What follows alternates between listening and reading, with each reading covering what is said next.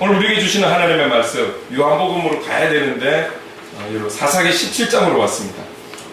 사사기 17장 1절에서 끝절까지 제가 가진 성경 구약 391쪽입니다.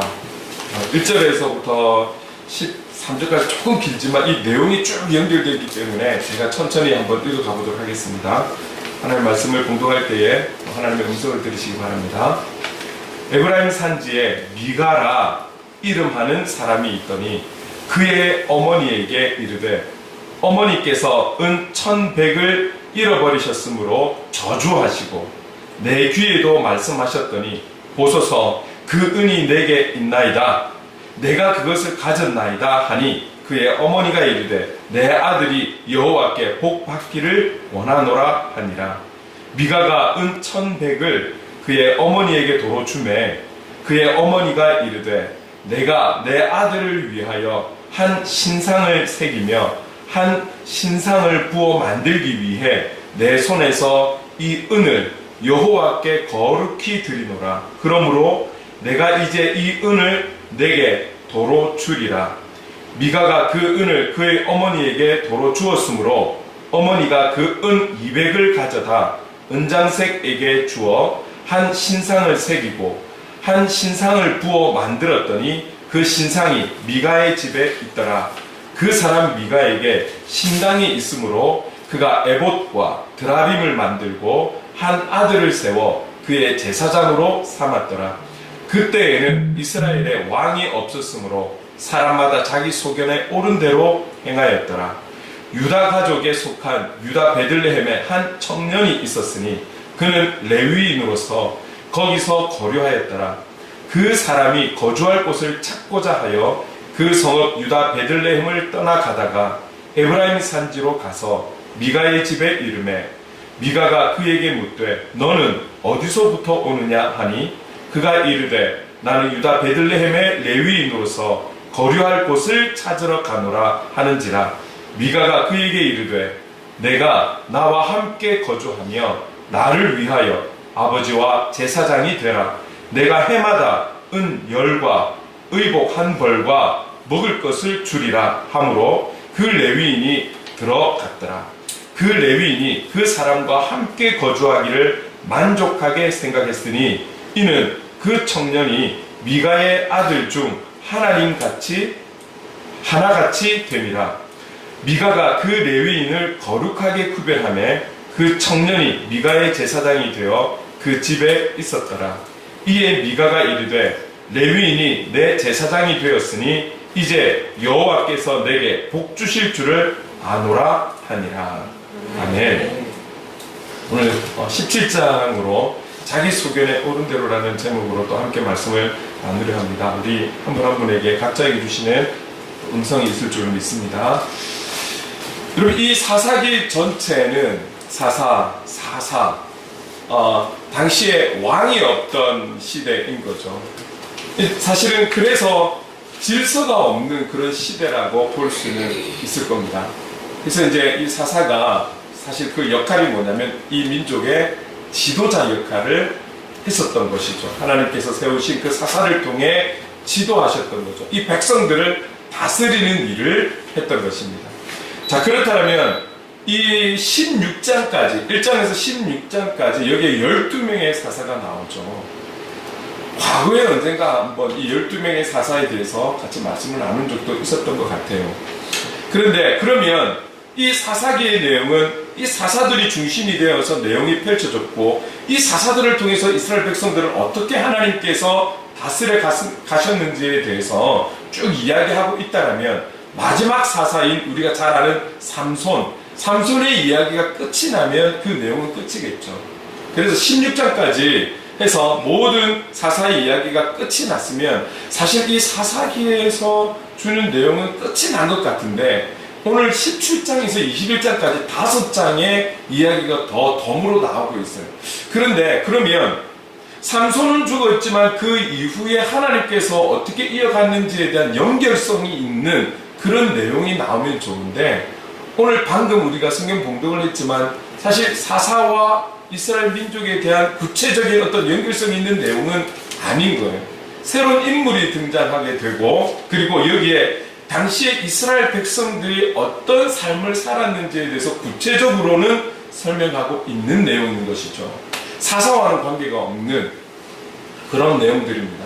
그럼에도 불구하고 이 내용이 여기에 들어가 있을 때는 하나님께서 내용의 분량을 위해서 넣은 것은 아닐 것이고, 결국은 오늘날의 우리에게, 이 성경을 바라보는 우리에게 주시고자 하는 메시지가 있기 때문에 기록이 된 것 아닐까요? 그렇죠? 그래서 이 부분을 특히 오늘 시작된 이 17장 전체의 내용, 한 내용인데요. 이 내용을 좀 살펴보면서 결국 사실 주제는 제가 제목 삼은 것처럼 자기 소견에 오른 대로, 이 부분을 어떻게 우리에게 말씀하시는지를 한번 살펴보려고 합니다. 자, 미가와 어머니와의 이야기가 시작이 돼요. 미가는 어머니의, 중요한 내용은 미가는 어머니의 그 은 1100 이 부분이 정확하게 수치로 세기에는 좀 표현하기 어려운 부분이고 좀 그렇습니다. 그런데 흔하게 좀 쉽게 이야기하면 엄청난 양의 재산이라고 보시면 될 것 같아요. 우리가 뭐 1, 2년 해가지고 벌 수 있는 그런 양이 아니라 수십 년, 아마 그 이상을 안 쓰고 모아도 이걸 모을까 말까 하는. 그래서 은 1100의 양이 엄청난 액수라고 그렇게 생각하시면 될 것 같아요. 이 액수의 돈을 누가, 아들인 미가가 훔치는 거예요. 훔쳤는데 이 내용이 너무 단순한 것이, 여러분 그 엄청난 액수를 우리가 잃어버렸고 도둑 맞았다 생각하면 얼마나 그 마음에 막 기분 나쁘고 마음 상하고 막 듣든 말든 그 도둑을 향해서 저주하겠죠. 저주할 거예요. 이거 가지고 가다가 심리도 못 가서 발병 나가면서 아마 저주를, 엄청난 저주를 부을 거예요. 적당한 뭐 물질을 좀 잃어버린, 이게 아니라 엄청난 양을 잃어버렸기 때문에 그 막 얼마나 화가 날 거예요. 엄청난 저주를 했을 거예요. 근데 그 미가의 어머니가 어떻게 저주했는지에 대해서는 기록이 되진 않아요. 저주를 했어요. 자, 그런데 지금 이 돈을, 은 1100을 아들이 지금 도둑질한 거잖아요. 그런데 아들이 옆에서 뻔뻔하게 엄마하고 같이 있다가 엄마가 화가 나가지고 저주를 퍼붓는 걸 옆에서 듣고 있어요. 듣고 있다고요. 그냥 모른 척하고 듣고 있었는데 다 듣고 나서 어떤 마음의 변화가 생겼냐면 다시 그 1100을 가져다가 엄마한테 드리는 거예요. 어머니 여기 있어요 하고 내놓는 거예요. 조금 전에 잃어버린 사실을 알고 가족들이 있는 앞에서 그 도둑놈에 대해서 엄청나게 저주를 쏟아붓고, 그 쏟아부은 저주를 듣고 아들이 다시 내놓으니까 어머니의 반응은 어떻습니까? 저주 대신에 그가 축복받기를 원한다라고, 지금 축복받기를 원한다라고 그렇게 기도하는 거예요. 또 그렇게 성경에는 기록이 되어 있습니다. 미가라는 사람이 어디에 뭐가 필요해서 이 엄청난 양을, 그것도 어머니의 가진 물질을 그렇게 훔쳤는지 그 이유에 대해서는 나와 있잖아요. 분명한 것은 아들이 훔쳤다라는 것이죠. 그리고 어머니는 그 잃어버린 것에 대해서 저주를 했고, 그 저주를 들은 아들은 그 저주가 어떤 내용인지는 몰라도 마음의 변화를 일으켜서 다시는 바로 토해내고, 그런데 어머니는 그것을 다시 내어준 그 아들을 향해서 여호와의 이름으로 축복하고 아주 짧은 시간에 극과 극을 오가는 지금 그런 상황이 일어났던 거예요. 우리가 생각할 때 이 어머니의 그 저주와 축복이 너무나 가볍고 쉽지 않습니까? 저주도 너무 쉽게 저주를 해버리고, 뭐 저주는 조금 이해가 되죠. 너무나 엄청난 것을 잃어버렸기 때문에. 그런데 그 저주 이후에 아들의 변화 속에서 바로 여호와의 이름으로 축복하는 것, 그 축복도 너무 쉽지 않습니까? 아들이기 때문에 당연한 것일까요? 그러나 이 축복 이전에 풀어야 될 부분들이 있지 않을까요? 그게 상식적인 것 아닐까 싶습니다. 이 미가의 어머니를 좀 더 관찰하면 아들을 위해 축복할 때에 2절 끝에 여호와께 복받기를 원하노라. 이들은 지금 여호와 하나님에 대한 그분이 복을 주시는 분이라는 것에 대한 확신을 갖고 있는 미가의 어머니의 모습을 볼 수 있는 거예요. 3절에 그녀는 돌려받은 돈을 어떻게 했습니까? 그 많은 액수를 여호와께 거룩히 드렸다라고 나와 있어요. 다시 자신이 가진 게 아니라 그 돌려받은 돈을 그대로 여호와께 거룩하게 드렸다라고 나와 있어요. 그리고 4절에 이야기하는 게 뭐냐면 그 1100 중에 은 200을 은장색, 그러니까 은을 가지고 무언가를 만드는 세공업자에게 은 200을 주어서 무엇을 만드냐면 신상을 만듭니다. 우상을 만든다라는 어떤 형상을 통해서 우상을 만드는 거예요. 우상을 만드는데 3절에 나와 있듯이 이 우상을, 신상을 내가 내 아들을 위해서 만들고 이것을 아들 집에 두었다라고 성경에 그렇게 기록하고 있어요. 자, 우리가 한 가지 기억해야 될 것은 10계명 중에 두 번째 계명이 어떤 것입니까?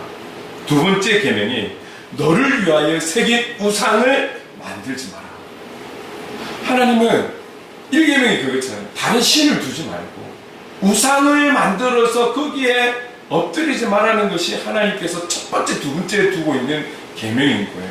그런데 복이 여호와께로부터 온다라는 것을 잘 알고 그 여호와 하나님을 믿고 있는 그 어머니가 아들을 위해서 돌려받은 돈의 일부를 우상을 만드는 데 쓰고 있는 거예요.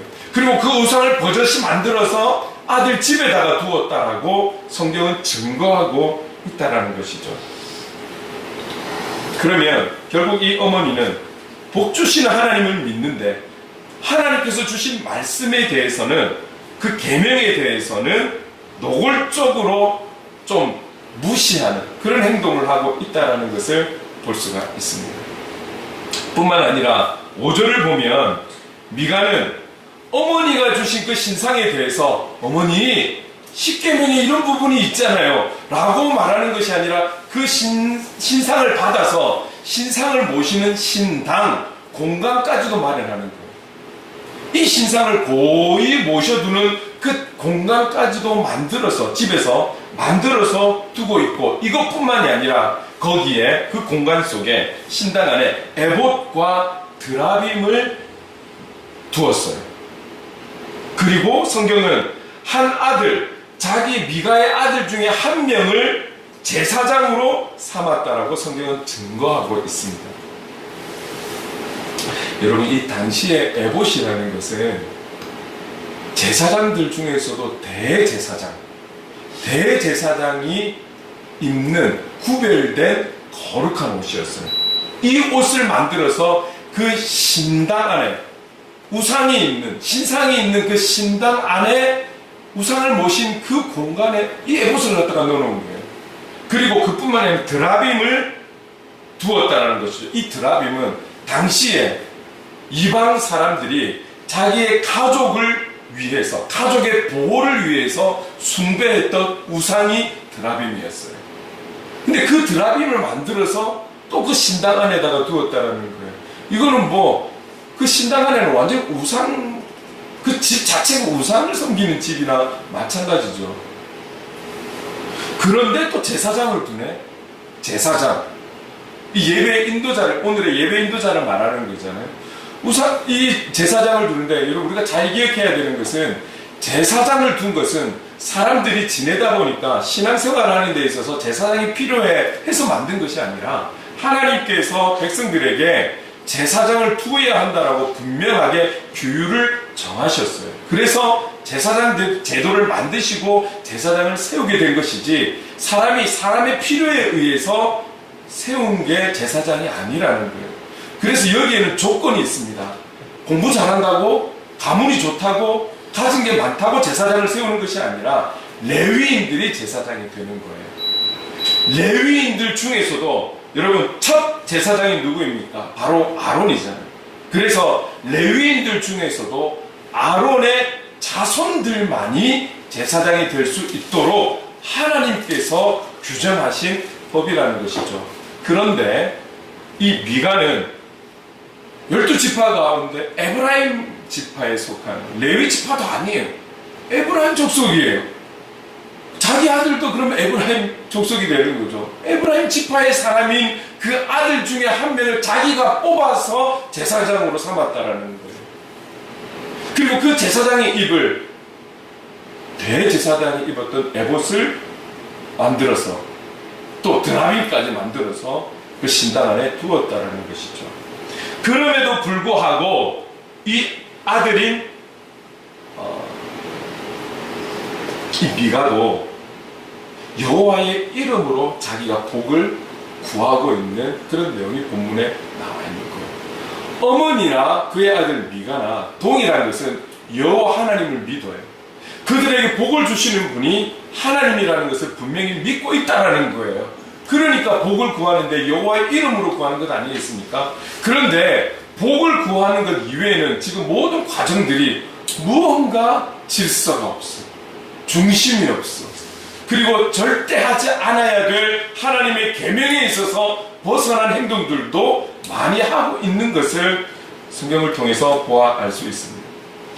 우리가 어떤 형상을 만든다라는 것, 우리가 아마 사실 아론이 제사장이 되기 이전에 모세가 하나님을 만나러 간 그 상황 가운데 많은 백성들이 하나님의 어떤 계명을 계시를 받고 내려올 그 모세를 기다리고 있는데 빨리 안 오니까, 자기들이 원하는 시간대에 안 오니까 조급증이 일어나서 아론을 향해서 우리에게 그 증거가 되는 무엇을 좀 만들어 달라.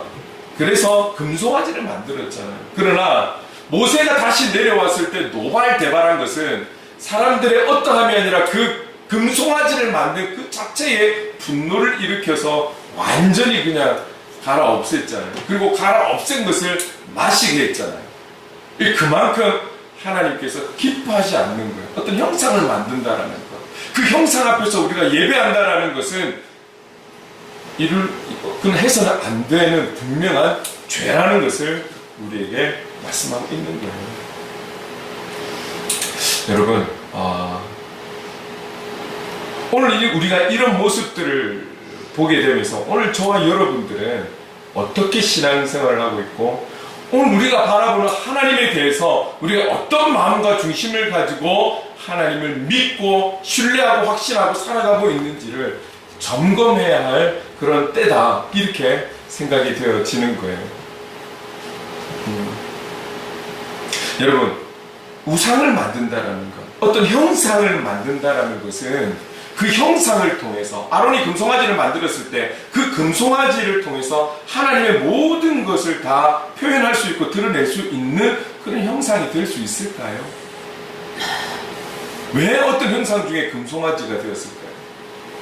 금송아지를 만들면 그들이 믿었던 그 하나님에 대한 모든 것에 대해서, 우리가 지금 최근에 찬양도 하고 있지만 하나님의 깊고 깊으신, 하나님의 넓고 높으신 그 높고 높으심에 대해서 다 그 금송아지로 인해서 여러분 다 표현할 수 있을까요?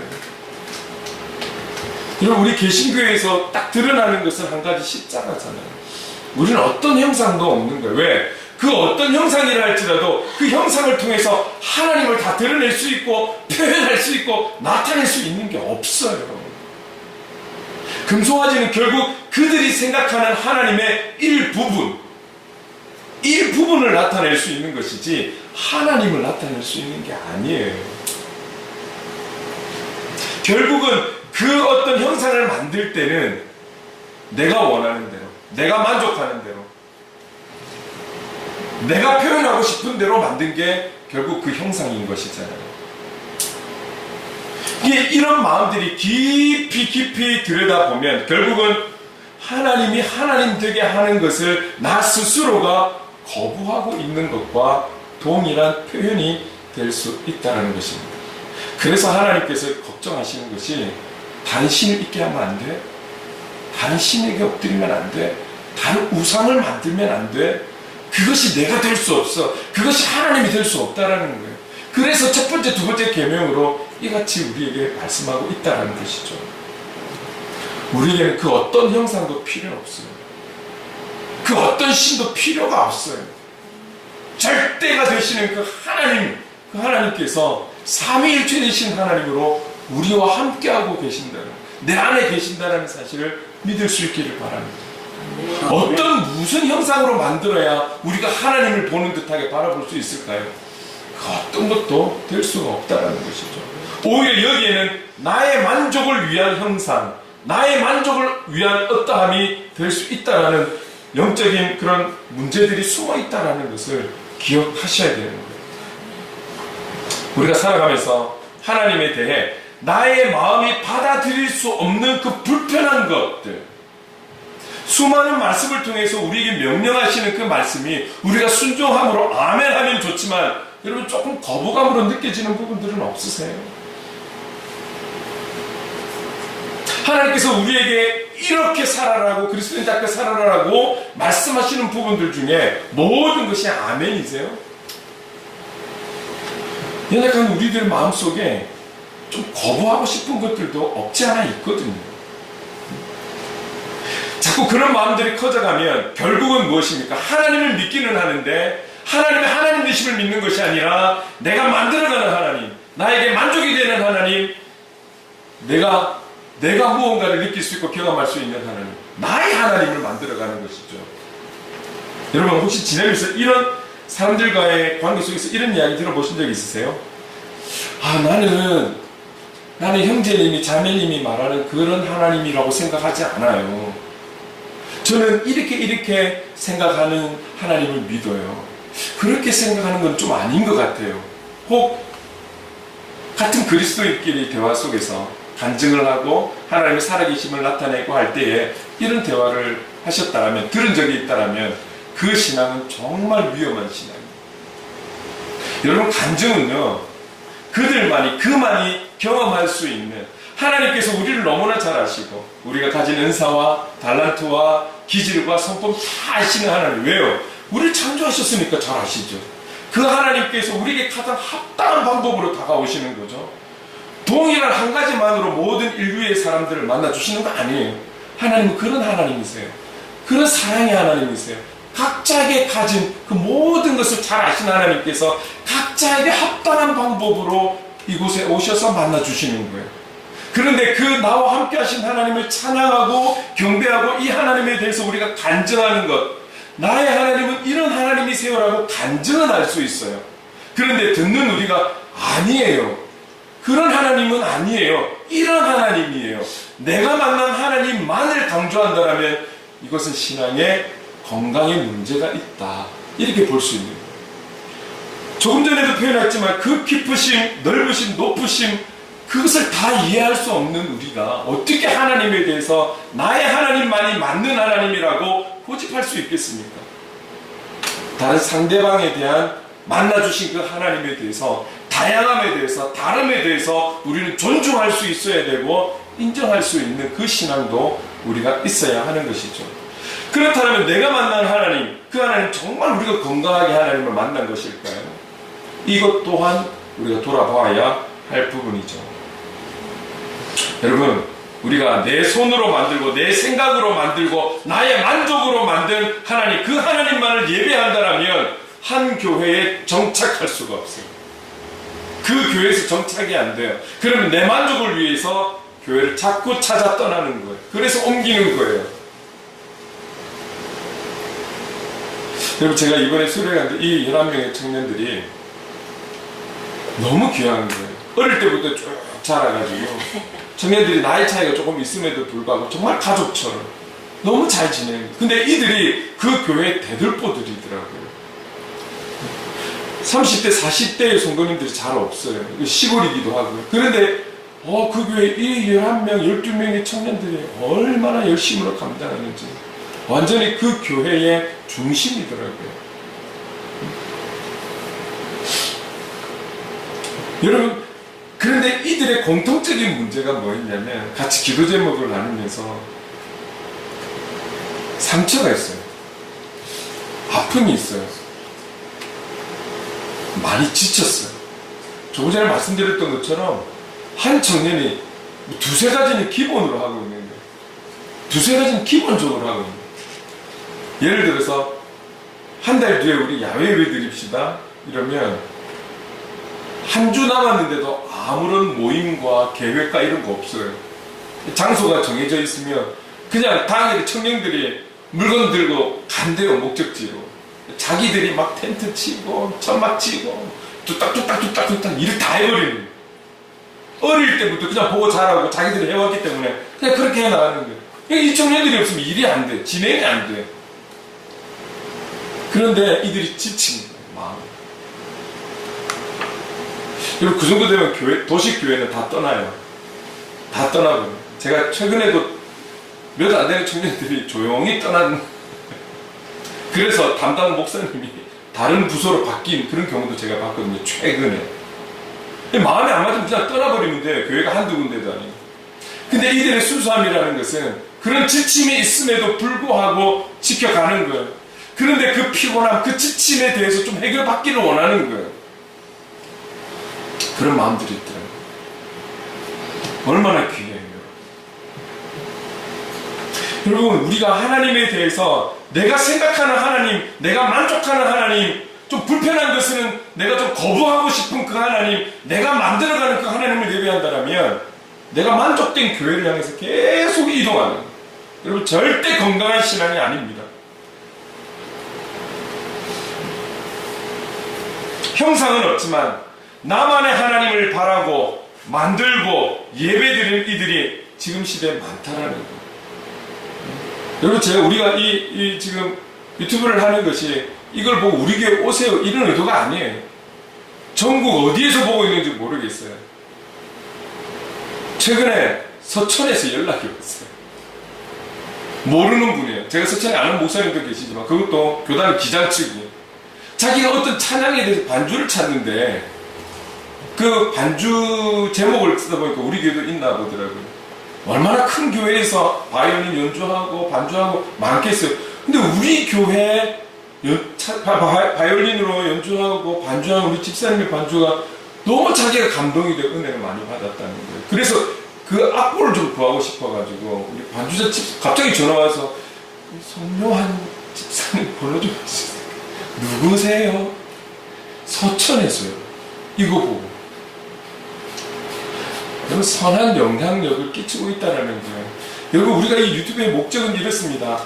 아직도 무언가에 만족이 안 돼서 공동체 신앙의 공동체를 이루지 못하는 이 비대면의 바다에 빠져있는 그분들이 은혜가 되어서 예수 그리스도의 그 이름으로 은혜가 되어서 각자가 갈 수 있는 교회로 돌아갈 수 있기를 원하는 마음으로, 그래서 복음의 영향력이 끼쳐질 수 있기를 바라는 마음으로 하는 거지.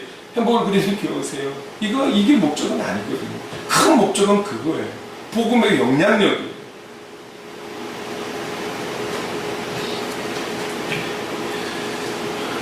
여러분, 행복을 그리는 교회가 뭐가 만족이 되는 부분들이 있겠어요? 시설적인 부분이나 안에 내용적인 부분이. 그러나 분명하게 말씀을 드릴 수 있는 것은 행복을 그리는 교회의 머리는 예수 그리스도이심을 믿으시기 바랍니다. 아멘. 이분께 모든 것을 맡기며 나아가는 거예요. 이 한 분만을 바라보며 나아가는 거예요. 여러분들이 이 예배 자리에 나올 때 정주관 목사 보고 나오는 거 아니잖아요. 이 교회 머리가 되신 우리 살아계신 주님 보고 오시는 거잖아요. 그래야 은혜가 되는 거예요. 여러분, 근데 7절에 보면 또 문제가 발생해요. 어떤 문제입니까? 베들레헴의 한 레위 청년이 등장하는 거예요. 그는 베들레헴을 지금 떠나서 그가 새로운 정착할 곳을 찾고 있다라는 거예요. 그 찾고 있는 중에 지금 현재 에브라임 산지로 오게 되었고 미가를 만나게 되었어요. 여러분, 원래 레위인은 따로 기업이, 그때 당시는 구약만 하더라도 그 시대에는 레위인은 다른 일을 할 수가 없었어요. 왜 그랬습니까? 이 믿는 백성들이 바치는 그 11조로 인해서 레위인은 살아가게 되어 있었어요.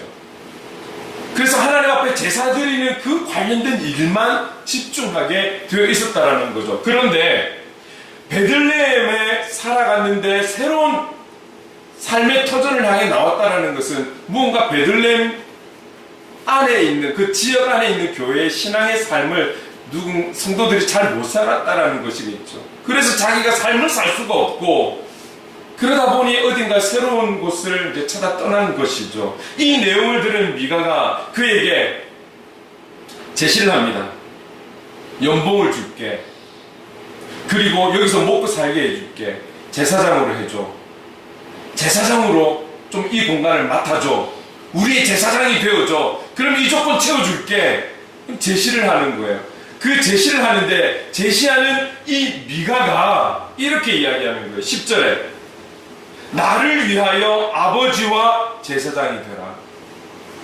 교회가 교회되고 예배가 예배되기 위해서 제사장 되어주세요. 그래서 우리가 이런 부분들을 채워줄게요. 이게 아니고 나를 위하여 너 우리의 제사장이 되어줘.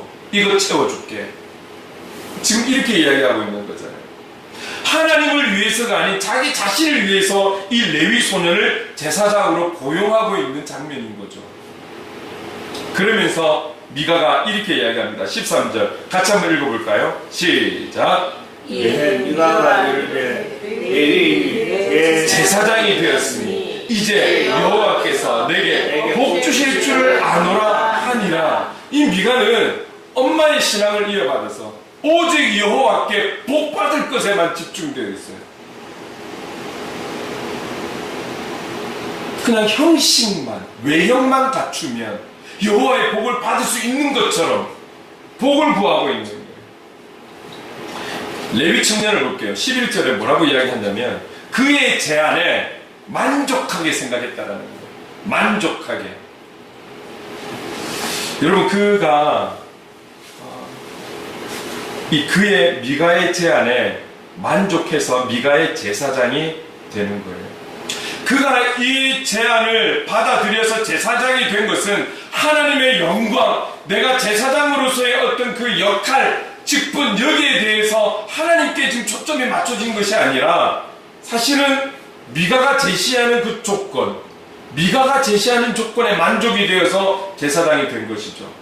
그러면 그가 그 제사장이 오직 하나님께 영광을 위해서 제사장 지을 역할을 감당하는 것이 아니라 조금 전에 보았던 것처럼 신상이 있는 신당에서 우상이 있는 드라빔이 있는 그곳에서 제사를 이끌어가는 그런 제사장이 되는 거잖아요. 제사장의 역할에 있어서도 하나님께서 말씀하신 그 역할이 아니라는 거잖아요. 그 환경이 아닌 곳에서도 자기가 오케이 한 것은 그 외적인 만족, 제안하는 거기에 만족된 결과로 인해서 제사장이 된 것이죠. 하나님께서 기뻐하셨을까요?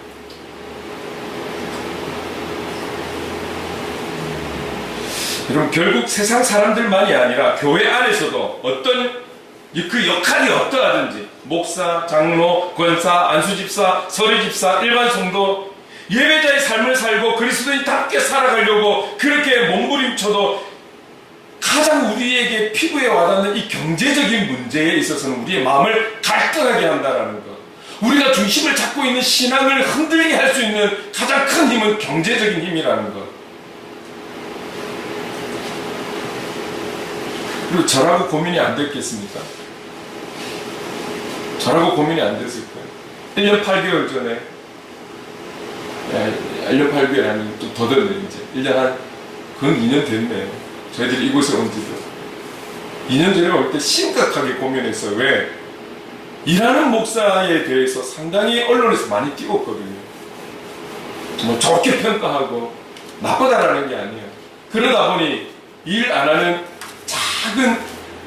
작은 개척교회 목사인 갑자기 제가 이렇게 있는 게, 목회하는 게 왠지 제가 부끄러워지는, 일을 해야 될 것만 같은.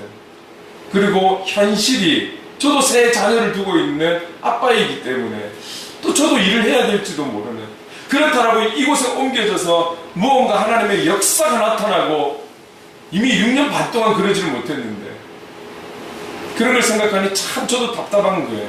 그러니 이 레위 청년의 마음 오죽하겠습니까? 제가 인간적으로는 공감이 되는 거예요. 어려운 현실 속에서 나에게 안정감을 준다는데, 안정을 준다는데 이걸 싫어할 사람이 어디에 있겠어요? 사람은 여기에 유혹이 되고 여기에 흔들리는 거예요. 직장을 다니는 분들이 연봉을 올려주면 무조건 가야 하는 것입니까?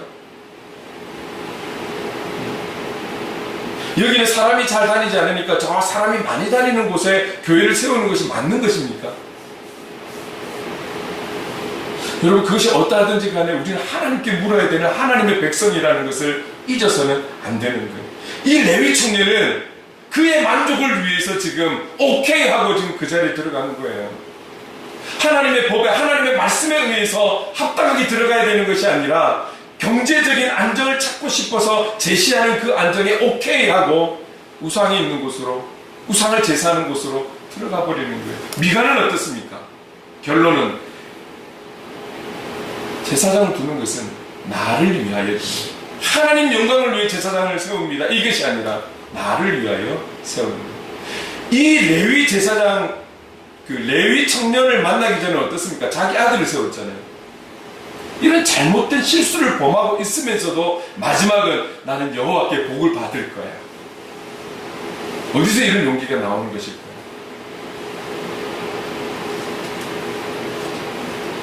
미가는 두 가지 면에서 큰 착각을 하고 있는 거예요. 하나는 하나님을 섬기는 목적이 자기 자신을 복되게 하기 위함이라는 거예요.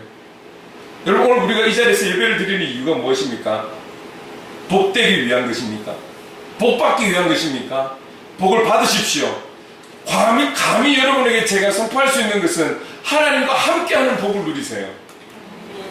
여러분의 필요를 채우고 여러분의 부족함을 채우고 나의 어떤 이유와 목적을 달성하기 위해 하나님을 믿고 있다면 잘못 오셨어요. 살아계신 하나님, 그 하나님과 함께 하겠다. 함께 할 때 어떤 시련이 오고 어떤 태풍이 오고 폭풍과 같은 어려움이 있다 할지라도 저는 나의 하나님 아버지 그 하나님과 함께 하겠습니다라는 믿음으로 이곳에 오셨다라면 잘 오신 거예요. 또 한 가지, 미가는 하나님을 섬기는 데 있어서 레위 제사장을 세워서 외적인 조건만 갖추는 거예요. 신당도 있어요. 그럼 거기에 하나님을 모시는 것, 이러면 뭐가 문제가 되겠어요? 그러나 우상을 섬기자. 아들을 위하여 만들어진 신상과 가족을 위하여 우상을 섬겼던, 우상이 되어 숭배했던 그 드라빔을 그 안에 넣어놓고 하나님께서 말씀하신 방법대로가 아닌 자기의 만족을 위해서 에봇도 지어서 넣고 아들을 제사장 삼고 이제는 다른 방법으로 또 다른 레위인, 하나님 말씀하신 그 레위인을 우리가 제사장으로 세웠으니 복받아야지. 외적인 조건만 갖추면 하나님께서 인정하실 것으로 생각했다라는 거죠. 정말 잘못된 생각을 갖고 있었던 거죠. 여러분, 눈에 보이는 게 다가 아닙니다. 눈에 보이는 것으로 하나님을 평가할 수 없습니다. 행복을 그리는 교회의 이 드러난 눈에 보여지는 것만 가지고 보시면 안 돼요. 이 교회의 머리가 되신 주님을 보셔야 실제적인 하나님을 보시는 거예요. 여러분 보십시오. 지금 미가의 어머니나 레위 청년은 어쩌면 하나님에 대해서 자기들은 안다고 생각하는 거예요. 그래서 여호와께 복받기를 원합니다. 내가 제사장으로 세워졌으니 해야지. 하나님을 잘 안다라고 확신했을지는 모르겠으나 사실은 살펴보면 영적으로 무지한 자들, 그들의 마음속에는 하나님을 하나님 되게 하는 것이 아니라 나의 만족을 위한 하나님, 이것밖에 없다라는 거예요. 하나님이 어떤 하나님인지, 하나님이 무엇을 기뻐하시는 분인지 여기에 대해서는 관심이 없다라는 거예요. 나의 필요를 채우기 위한 하나님, 그리고 형식만 갖추면 되는 하나님, 하나님을 이렇게까지 낮게 바라보고 있는 이들의 공통점을 우리는 발견하고 있습니다. 그래서 이 총체적인 상황에 대해서 6절은 이렇게 이야기합니다. 함께 읽어보겠습니다. 시작. 그때에는 이스라엘의 왕이 없었으므로 사람마다 자기 소견에 옳은 대로 행하였더라. 자기 소견에 옳은 대로 행하였더라. 이 땅에서 영적 전쟁을 치룰 때 가장 치열한 존재는 누구입니까? 어떤 존재라도 영적으로 싸운다라는 것은 참 힘듭니다. 사탄도 그렇고요. 이 영적인 존재의 힘이 얼마나 강력합니까? 사탄들. 그 사탄의 종이 되어서 어느 사람과 우리는 또 싸워야 되는 이 부분들, 그리고 이단자들 보세요. 지금 얼마나 열심히 온천천만 나가도 이 시간에 나와 있지 않을까요? 그리고 영적으로 싸워야 될 부분이 참 큽니다. 그런데 그 어떤 싸움보다도 더 치열하고 치밀하고 어렵고 힘든 게 뭐냐면 자기 자신입니다. 자신과 싸워가는 것이 너무너무 힘들어요.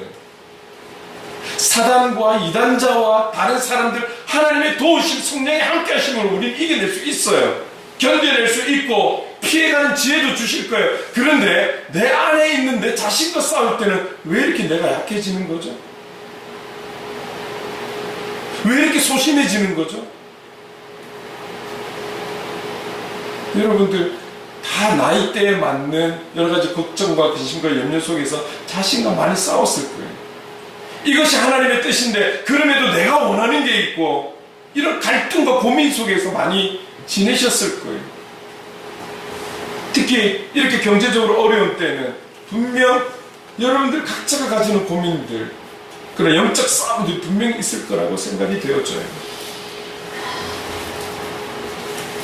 우상 중에 가장 심각하고 포기하기 어려운 우상이 바로 자기 자신이라는 우상이라는 것을 잊지 마십시오.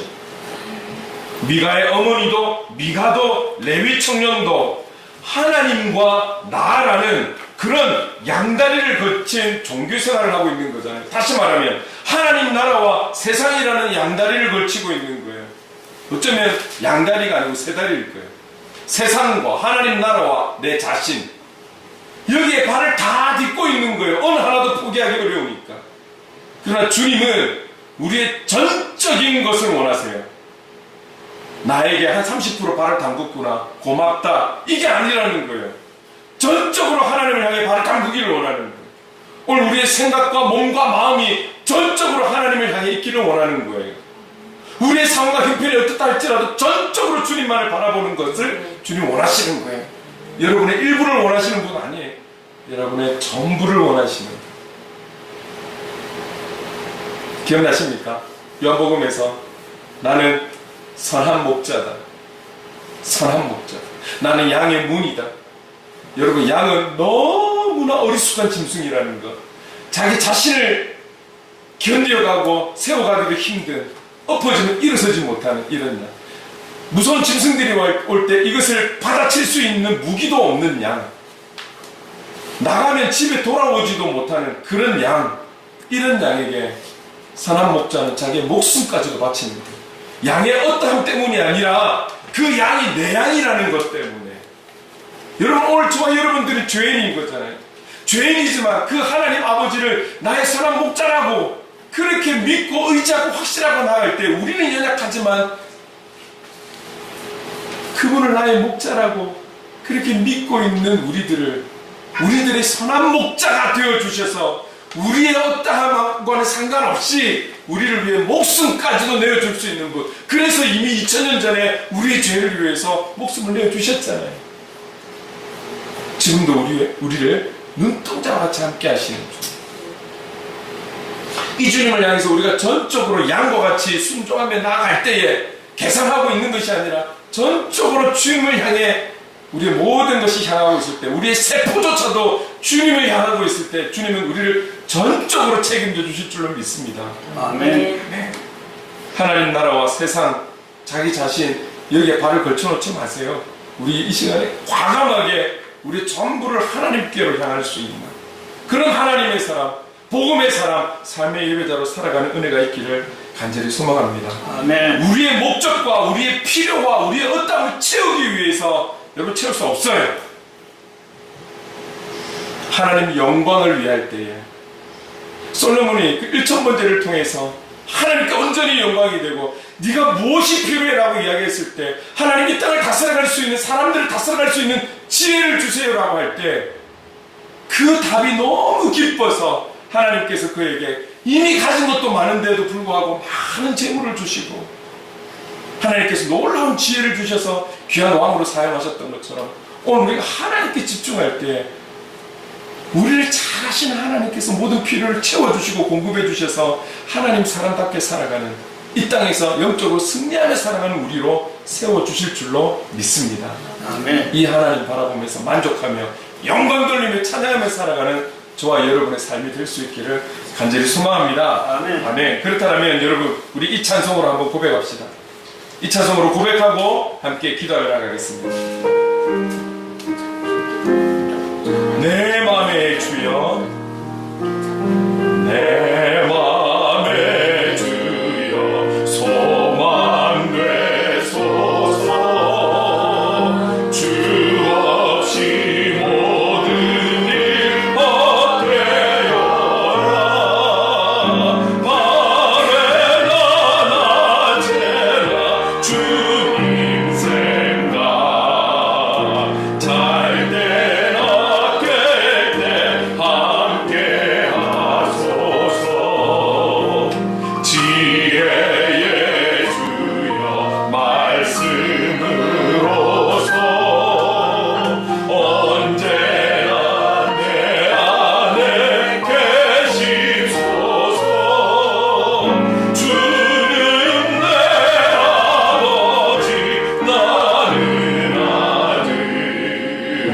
주 안에 내가 늘 함께하네.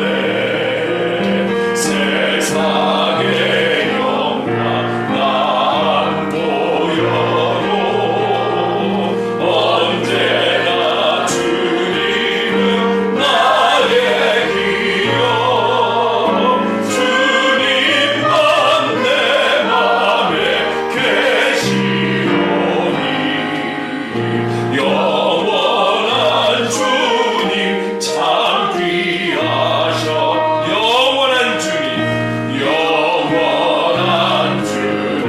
내 승리의 주. 하늘의 기쁨을 주옵소서. 어떠한 고난이 닥쳐와도 만유의 주여 소망 되소서. 이제 우리 함께 기도합시다. 기도할 때 주님, 자기 자신에 필요한 그런 자기 자신의 목적과 자기 자신의 소견에 오른 대로 종교생활하는 그런 어리석음을 죄를 범하지 않도록 깨어 기도하게 하옵소서. 하나님의 영광을 위해 하나님의 뜻을 위해 살아가는 참된 그리스도인의 삶을 살아갈 수 있도록 성령님 도와주시옵소서. 이 찬송의 고백처럼 어떠한 고난과 환난이 닥쳐와도 만유의 주여 소망이 되어 주옵소서. 이 마음과 이 확신을 가지고 살아가는 우리가 되게 하여 주시옵소서. 우리 함께 기도하며 나가겠습니다. 사랑을 내가 받으신 하나님 아버지 감사합니다. 오늘 이 사사기 17장을 통해서 우리에게 주시는 경고는 자기의 소견에 오르는 대로 자기의 목적과 자기의 뜻과 자기의 의지와 자기의 유익과 자기의 어떠함을 위해서 신앙생활하는 것이 아니라 종교생활하는 것이 아니라 하나님의 말씀대로 살아가고 오늘 우리가 이 땅에 살아감이 어떤 시대적 상황과 환경을 떠나 하나님과 함께하며 하나님과 함께하면서 그 뜻을 이루는 하나님의 자녀 복음의 산업 삶의 예배자로 살아가기 위해 우리는 존재하고 있음을 믿습니다. 하나님 아버지, 어떠한 고난과 환난이 어려움이 하나님 온다 할지라도 우리의 유일한 소망 되신 예수 그리스도 그 주님을 바라보며 살아갈 수 있는 믿음, 확신, 신뢰를 허락하여 주옵소서.